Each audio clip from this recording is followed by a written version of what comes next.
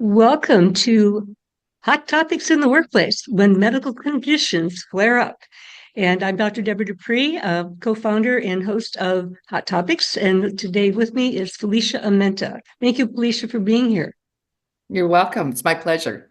Great, great. Well, we have some very hot topics to talk about on this particular session.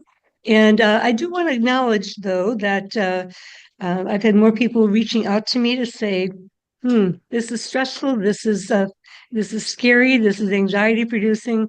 And so just do want to acknowledge all the pressures that we are facing these days with an ever-changing climate in ways that are really hurting the pocketbook on many levels, individually as well as organizationally. And we know that lots of people are impacted. And so with that, I want to make my own acknowledgement of that and make sure that you're taking care of your own mental health, because people like you sort of get it first and center, right, Felicia?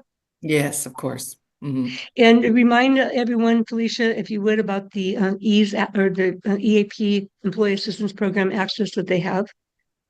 So all members that are members of the San Diego County Schools JPA, your employed lives and their household members have 6 no-cost visits, and those can be telephonic, online. They can be an emergency 30-minute consultation, especially if you are having staff that are stressed due to budget cuts or layoffs that many of our schools are facing right now.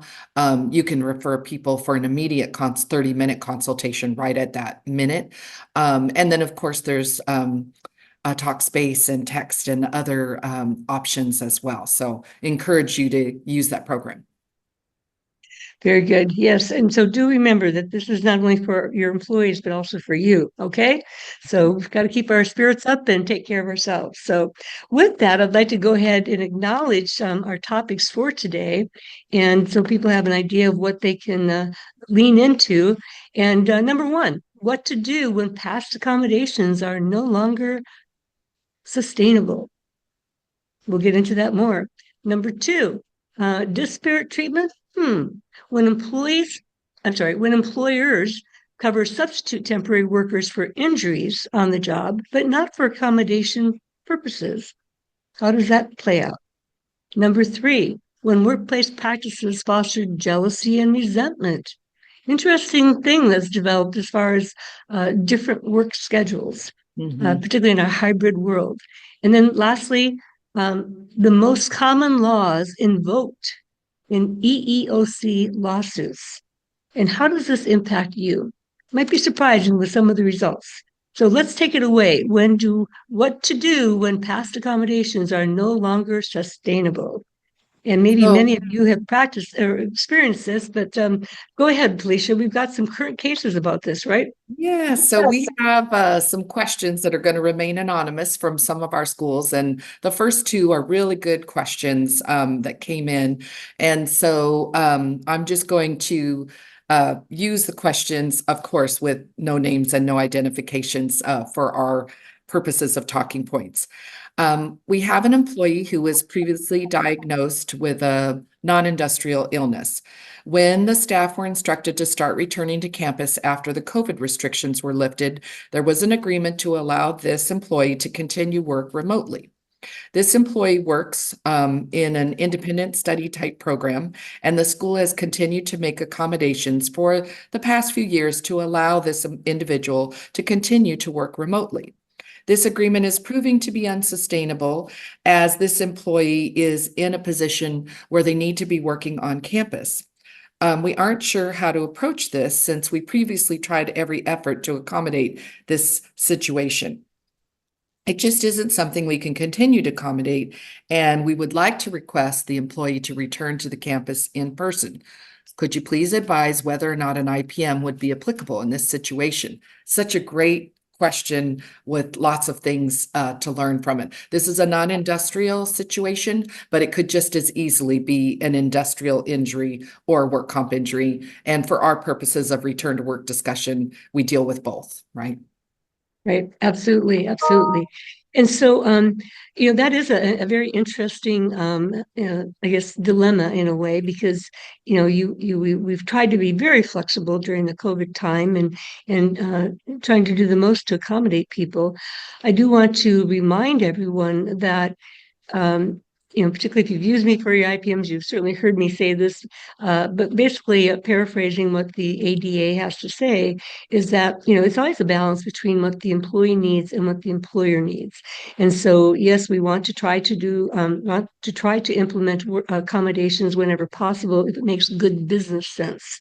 And so right there, again, if it, because otherwise it falls into the undue burden part of the ADA, which says that we always attempt to try to do readily achievable, effective accommodations, unless doing so puts someone at risk for further harm or injury, or unless doing so places an undue burden on the employer.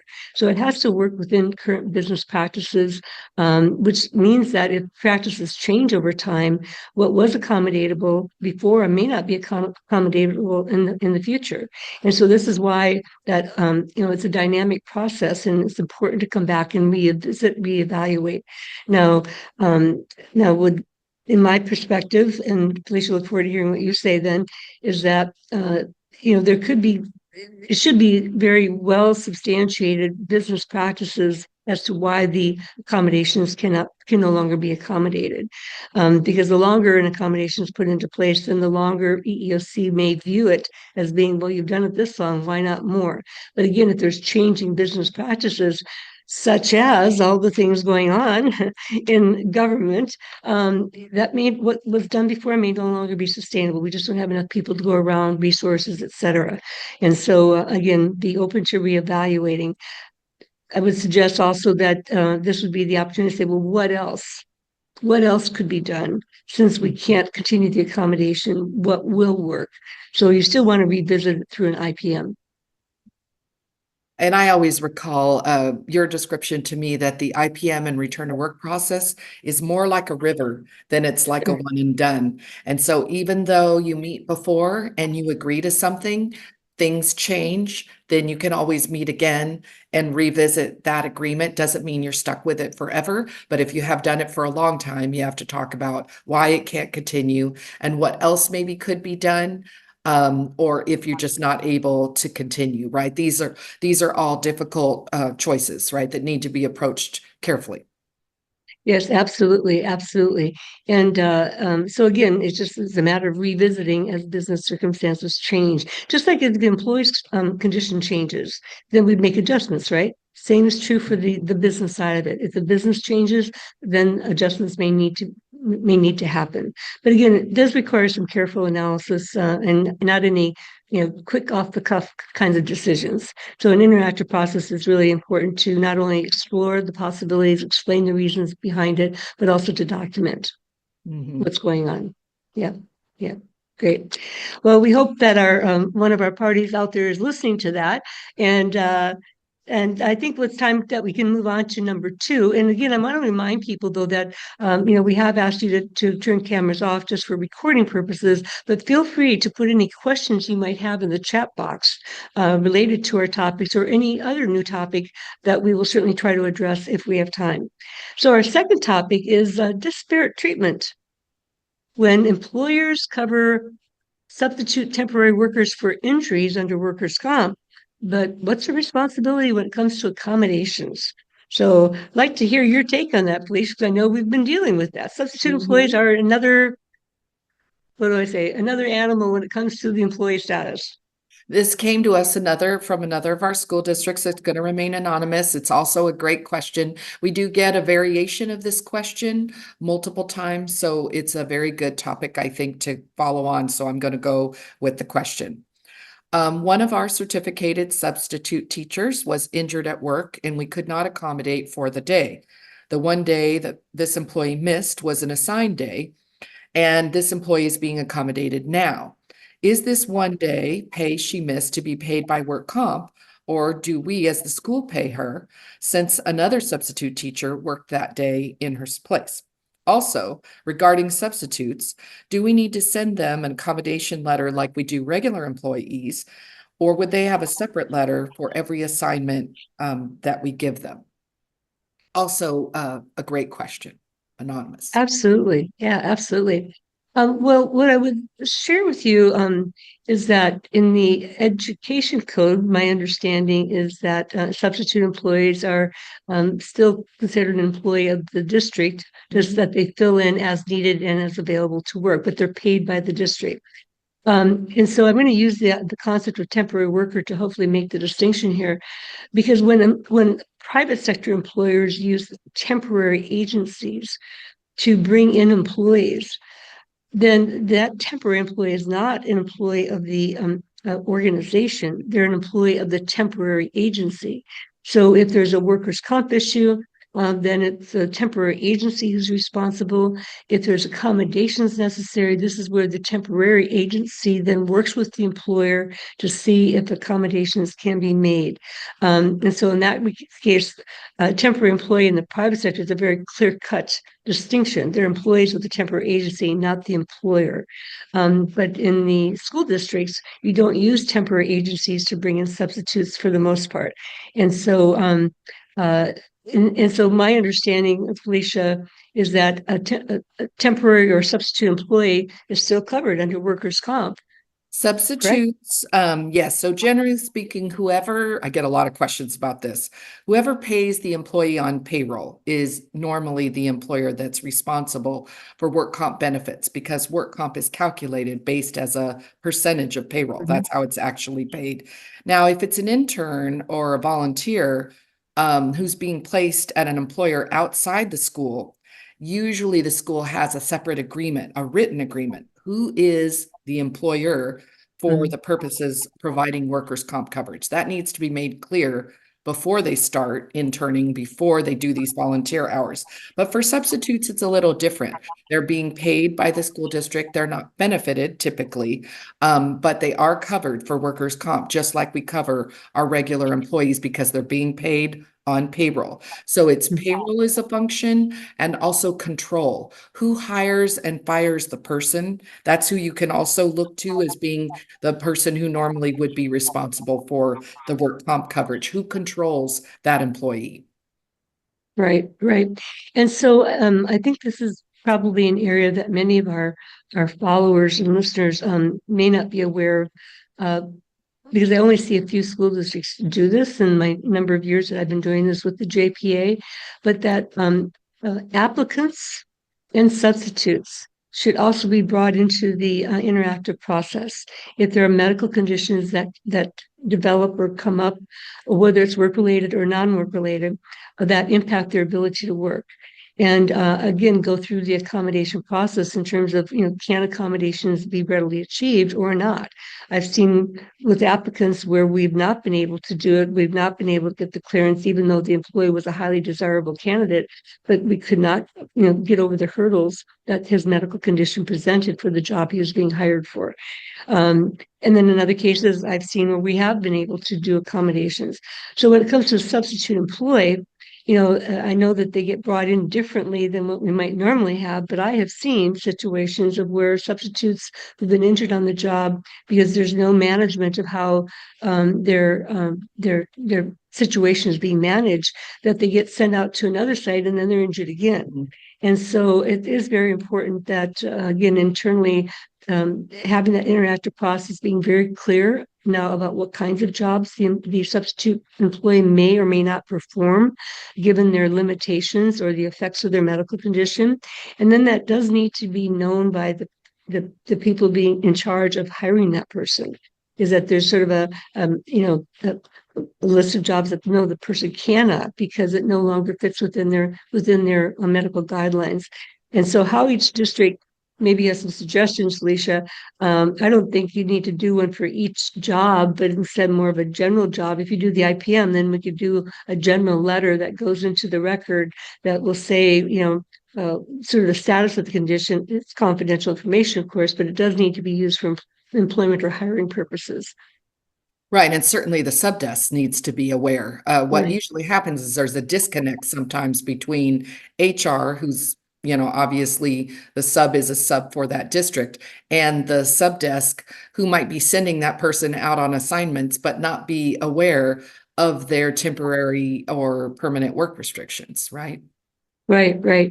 And I know that, substitutes have, a lot more latitude in terms of working when they can and so forth. But again, sometimes substitutes can be hard pressed financially. And I just had a case this morning and one yesterday that, the typical, I need to get back to work financially. And so their doctor releases them to return to work with no limitations, only to have them show up. And it's like, no, this is not safe, and, and so there may be that, that pressure. And both of the employees that I had yesterday and today acknowledge that, yeah, my doctor said, what do you want me to write? Mhm. And Yes. so we need to be aware of that. And yeah, and so whether you do your IPMs or by yourselves or not, for all our school districts out there, is that do one because you gain valuable information. And on that note, I'm just going to add that anytime somebody, has an IPM set up and then the employee is released to return to work and then they cancel the IPM, it's like, I'm not so sure that's a wise thing to do. I would rather see the IPM go forward so it's very clear about what the employee's perceptions are and what does this mean. The supervisor or manager clearly understands the capabilities and that there's no misunderstanding because we've sometimes seen people go back to work where well, I can't do that. Like, well, wait a minute.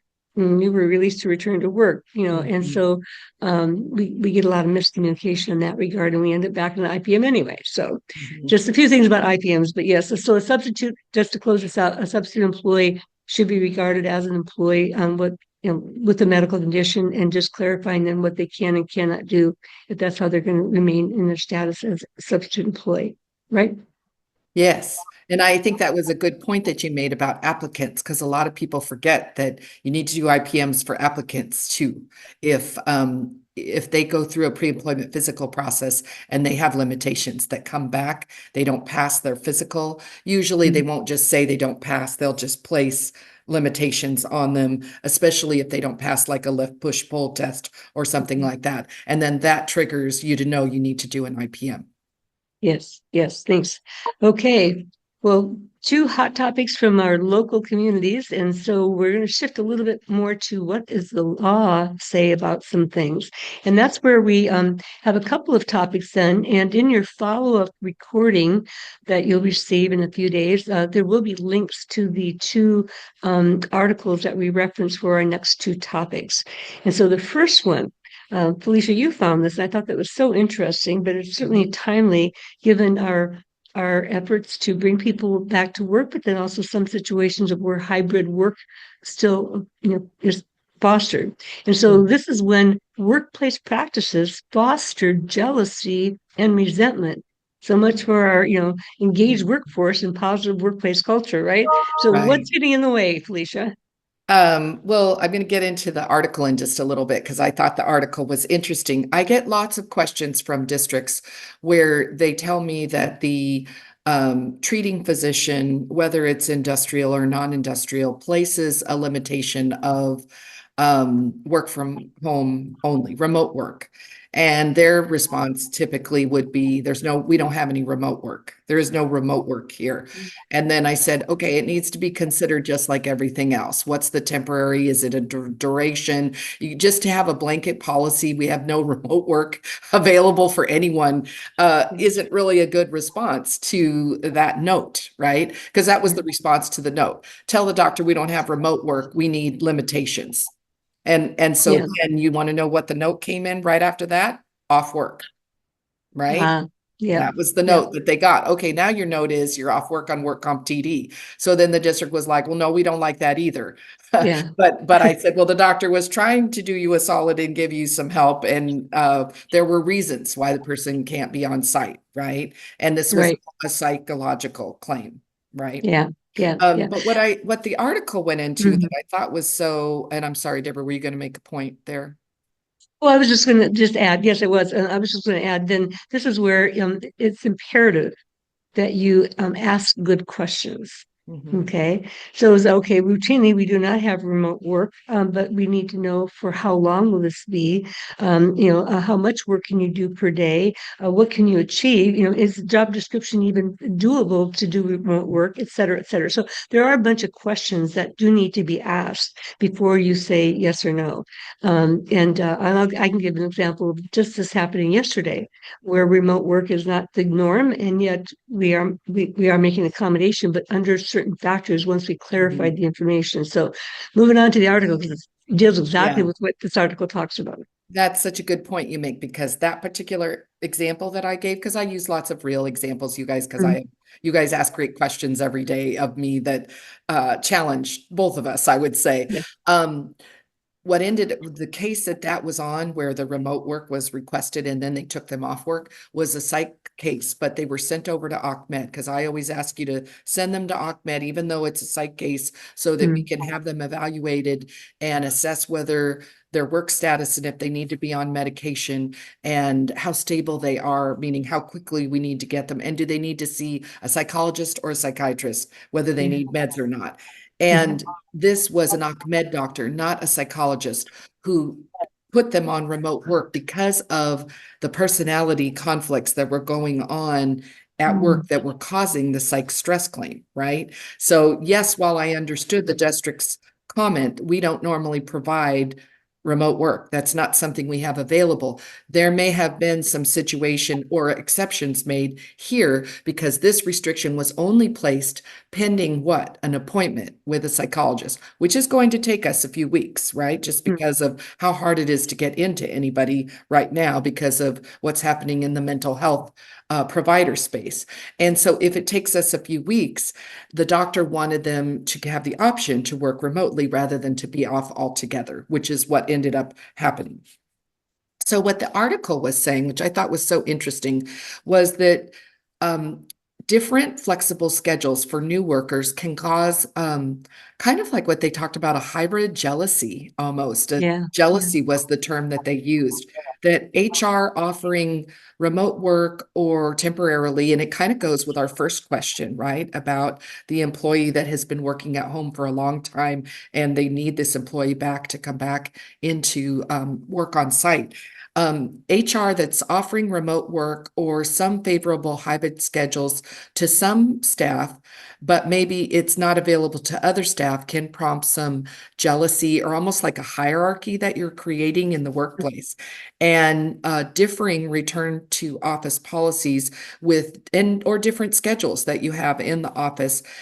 These expectations can create kind of like a some jealousy among teams. And they were just saying that HR that's looking for new staff, um, and considering like that greater flexibility to attract new candidates, can frustrate some of the other teams that have stricter policies and that have stricter in-office requirements. So I thought the article was so interesting. They were saying that the new employees and in-demand employees may also be more likely, our applicants, to demand obviously better pay, which is always an issue, but more flexibility. And sometimes that can widen the gap between the new hires and the current staff that are already there.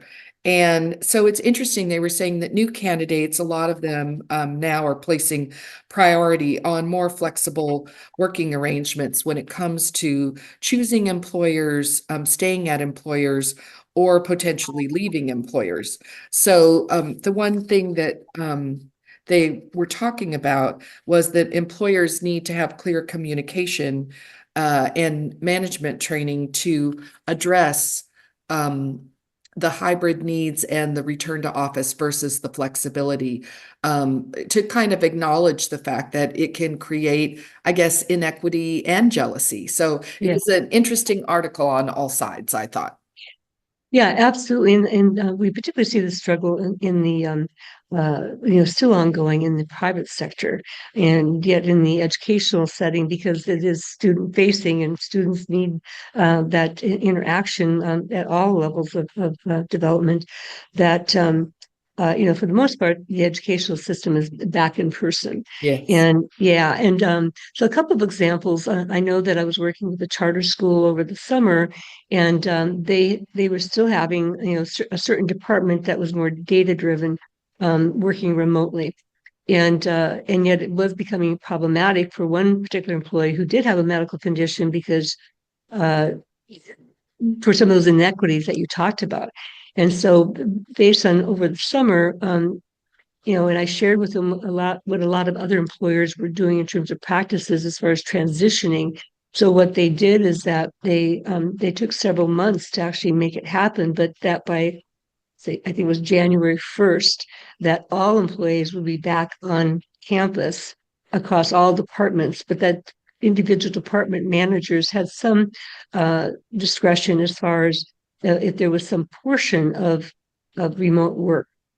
And so what they did then is that they, and this then ultimately applied to the employee who'd been off on medical leave because she was working remotely, but then her condition developed that she couldn't even work remotely because of some of the issues related to her medical condition. So she was off of work entirely. So anyway, what they did is that they drafted out a plan of where they slowly brought people back on site. So first it was 1 day per week, and then it was 2 days per week, and then 3 days per week, so that by January 1st, it was 5 days per week. Meanwhile, any new hires in the meantime were all expected to come on site full time with no remote work opportunities. And then we sort of followed that same pattern when the other employee came back. I think we set up a transition plan for when she was coming back to work. So she didn't reach full-time work on campus in January like everybody else, but we gave her a little bit more time because of recovery. Yeah. And so that's where the accommodation came in for the medical piece of it. And I just dealt with one yesterday where a high-level person, has a non-work related condition, but because of the treatment, it's necessary for her to be at the treatment center 3 hours per day. And at first it was perceived by the employer that it was going to be 3 hours per day, 5 days per week, every week. And that, and then too, is that, blah, blah, blah. So the employee got clarified that no, it was only 1 week out of every 4 weeks that she needed to go to this treatment for 5 days a week. She started her treatment on a Sunday through a Thursday, and she started early enough with her treatment that she, so she made a routine that this 1 week out of every month, she was on the work site by 11:30, but her doctor also cleared her. She was getting her treatment in a private room that she could also still work on her laptop, do email, communicate with her staff, even participate in Zoom meetings, etc. And so, and it was temporary, but now it is going to be long term. Unfortunately, her condition is an indefinite condition now. And so, again, for now, we can do this. This goes back to the first question we had as far as what if it's no longer sustainable? And so it's very clear. I try to make it very clear. For now, this is doable. It may need to be reevaluated for the next academic year.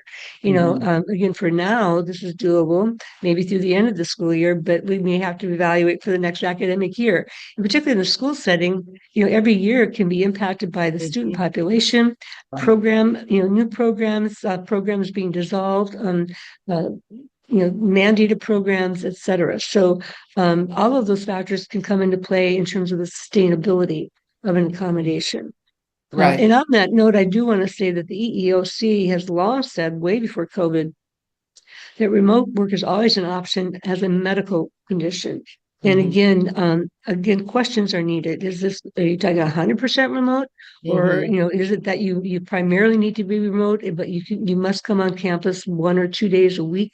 Oftentimes, that's what I see happening: is they must come on site for any required meetings, no remote participation for team building and all that kind of stuff. And then just to be present on the campus. And so oftentimes it's a minimum of 1 day, if not 2 days, but then remote work is considered for the medical accommodation. But again, what are the reasons for why this person has to work remotely? Right. And there's a whole host of factors that I've seen come into play. So ask good questions. And if you don't know, ask Felicia and I what good questions to Mhm. ask then. Yeah. Mhm. But that was a very, that whole jealousy and resentment thing was a whole another psychological Isn't that factor that, fascinating, right? yeah. The Yeah. teams that were fully remote and then other teams that were brought on that had to come into the office, there was a lot of jealousy. Why do they get to do it and I don't? And going back to our question number one, a lot of the other employees don't know that that person is working remotely because they have a medical condition, right? Yeah. Only HR knows that, or risk Yeah. might know that, but everybody on campus doesn't know that, right?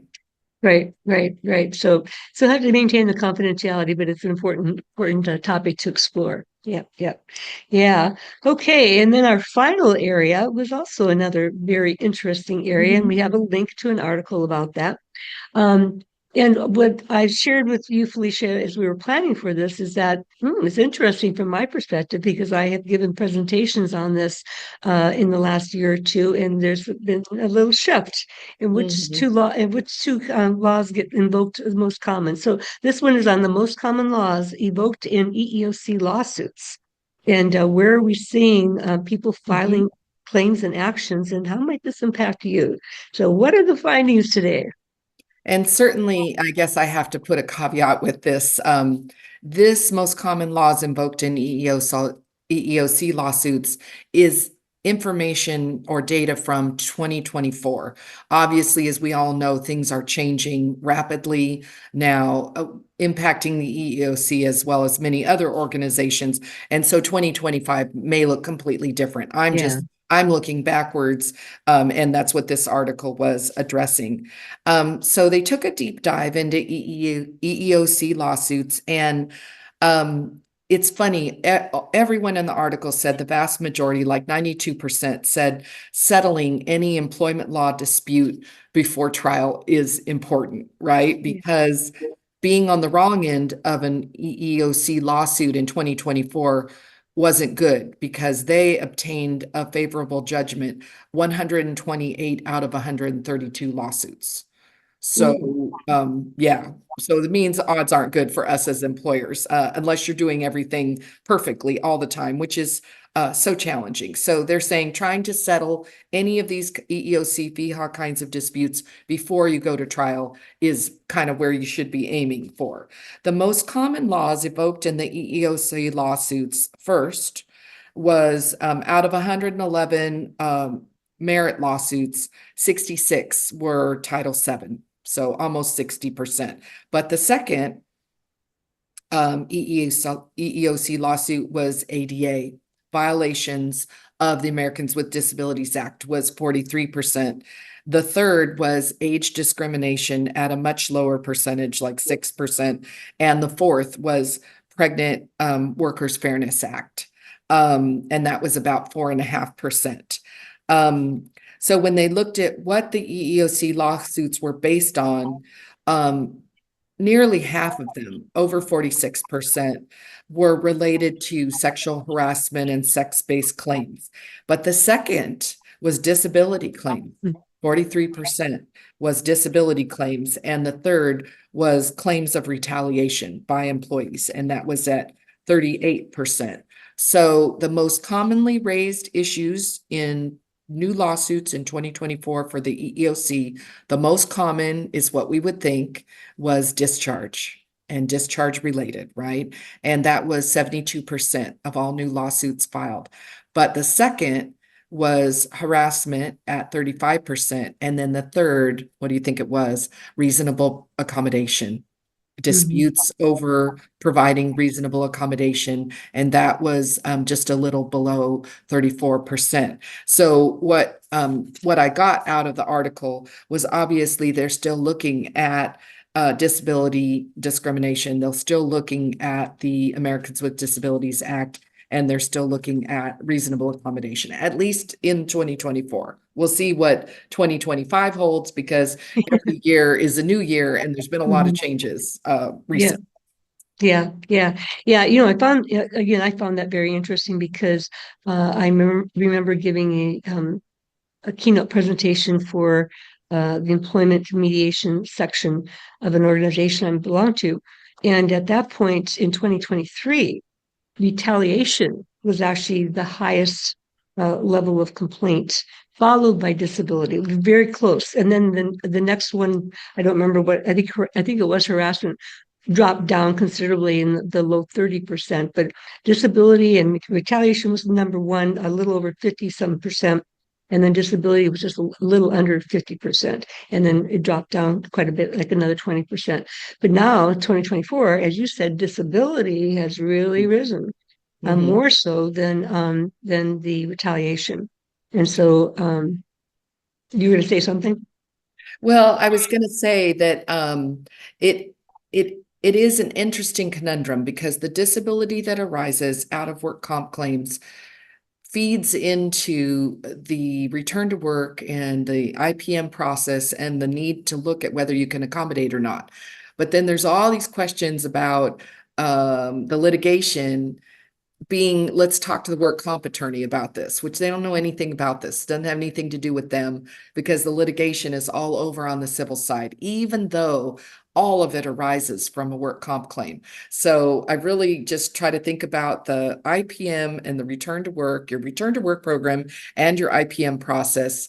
And whether you accommodate or not, you're in the civil world and you're dealing with civil laws, right? Yeah. Doesn't have anything to do with workers' comp. We support it and we help with it, right? That's why we contract for help on the IPMs if districts feel like they need that support or they can do them on their own, both for non-industrial and industrial.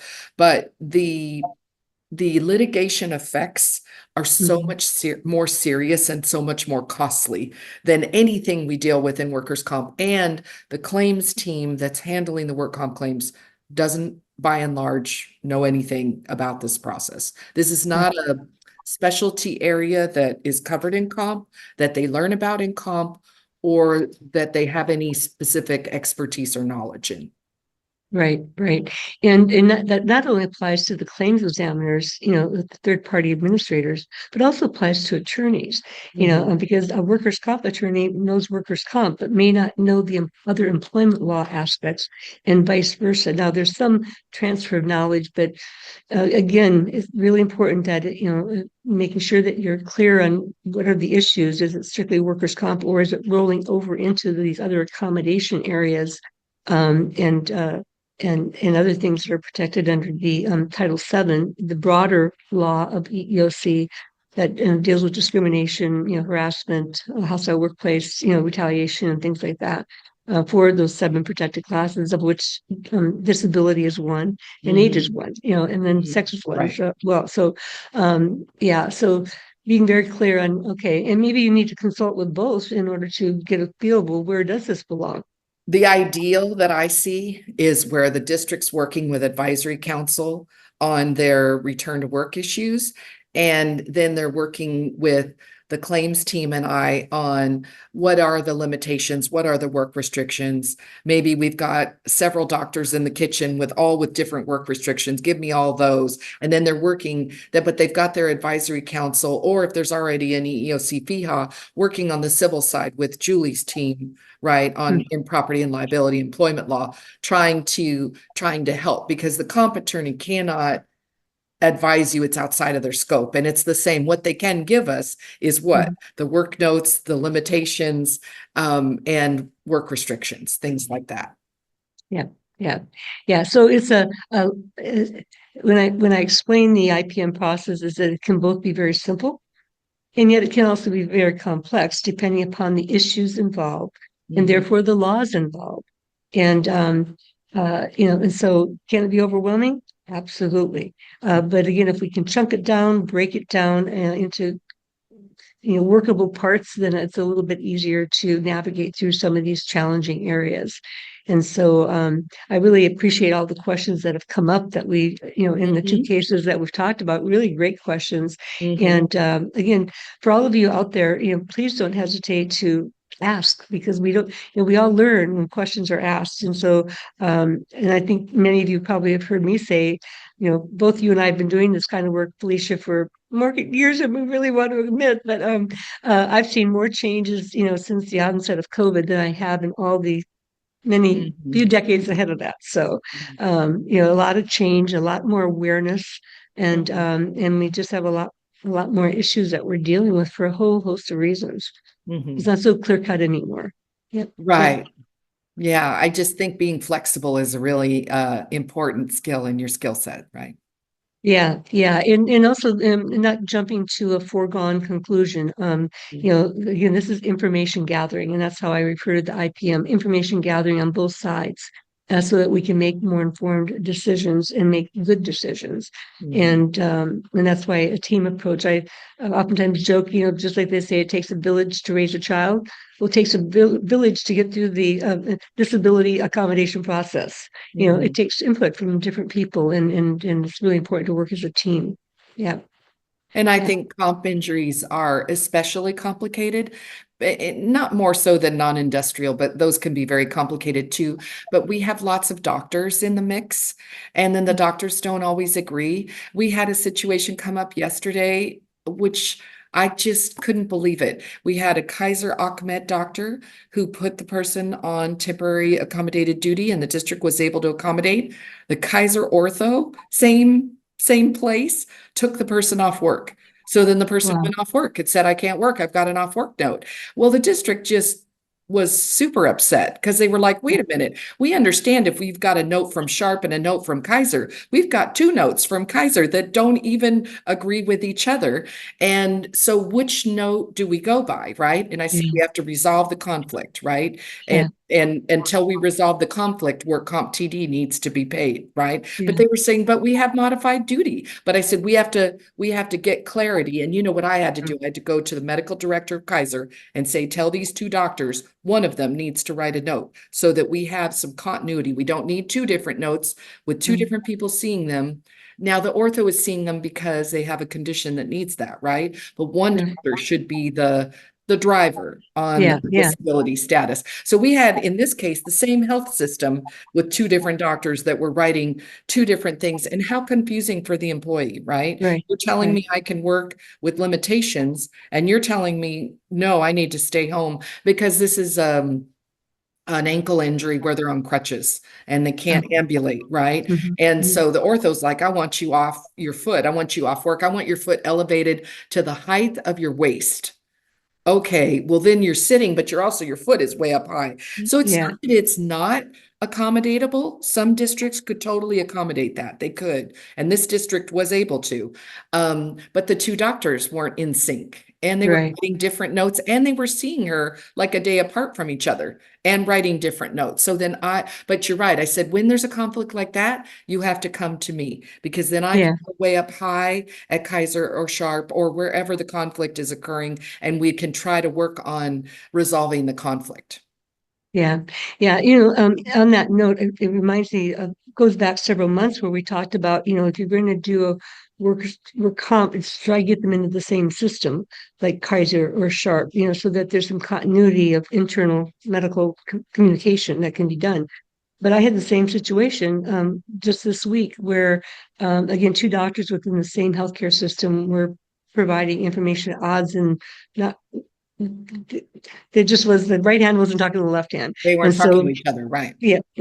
So this is where again, asking questions, getting clarity, just finding out information becomes so critically important. So And it was so interesting because the school district's point was, no, we have modified duty. We're not paying work comp TD, which usually that is the rule. But I said, no, because we have another note that took them off work altogether. So then the employee is not at fault for this, right? Right. They don't know whether to come back to work because they got another note saying they're not supposed to come back to work. So when we default or have a conflict like this, then we pay because she's not permanent stationary and Right. she's still going through her medical treatment, right? Yeah, and that's true for as we talk about in the accommodation process. We need to take a look at all available medical information, and we need to go more conservatively until we get some clarity, and that can be frustrating sometimes. But otherwise, we could be exceeding a doctor's recommendations, and who are we?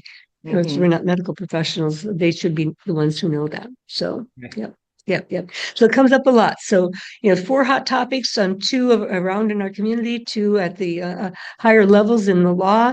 And I'm really excited about our next upcoming Hot Topics podcast, Felicia, in April. Mhm. We should be back in our second week, I think. But another interesting article about when you can terminate somebody. Wow. So stay tuned. You have to come back in April to hear more about that one. So thank you so much, everyone, for being here today. Again, let us know of your questions. Keep bringing your challenging situations to us, because as you hear, it makes for good fodder on the podcast. And that way we learn from everybody. So thank you. Thank you again, Felicia. Always great to work with you. My pleasure, Deborah. Okay. Thanks, everyone. And again, we should have our recording out within a few days, and links to those articles to keep learning more. Share it with your team members so we can all learn and make it better. Okay. So take care. Bye, everyone.